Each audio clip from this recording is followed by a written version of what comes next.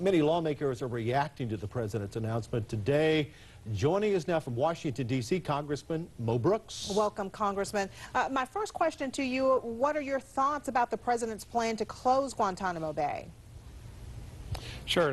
Before I get to that, though, let me interject something. I was listening to Wayman Burke. Ted Cruz is also coming to Alabama on Saturday, which means that his campaign will have been in Alabama more than any other Republican presidential candidate over the last 7 months.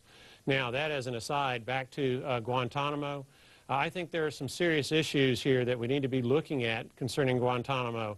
For example, where are these prisoners of war or terrorists, whatever you want to call them, who are still a threat to the American citizenry, going to be housed? The president apparently is talking about stationing them in South Carolina or maybe Kansas or maybe Colorado. If that's where he's going to place them, then what is the threat to the citizenry there, as terrorists now know where to go in order to do what they do in support of their brethren who are held in those communities? One of the reasons that the prior administration housed these terrorists and prisoners of war in Guantanamo was to help protect American citizens. Quite frankly, the president has not met his statutory burden, a burden that was implemented when the Democrats were in control of the House and the Senate in 2009 and 2010.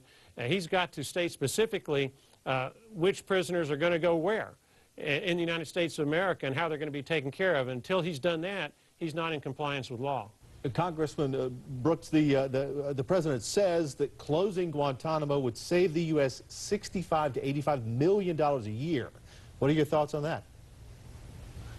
Well, closing Redstone Arsenal would save a lot of money too, but that doesn't mean it's the right thing to do.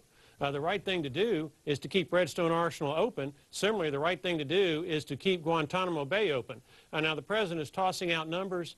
Quite frankly, he has no credibility on Capitol Hill because of so many false statements that this president has made in the past about so many different things, particularly with respect to Obamacare, for example. The litany there of if you like your doctor, you can keep your doctor. If you like your health care plan, you can keep your health care plan, or that premiums will be cut over $2,000 per household. We know those things were false. We know a lot of other things were false.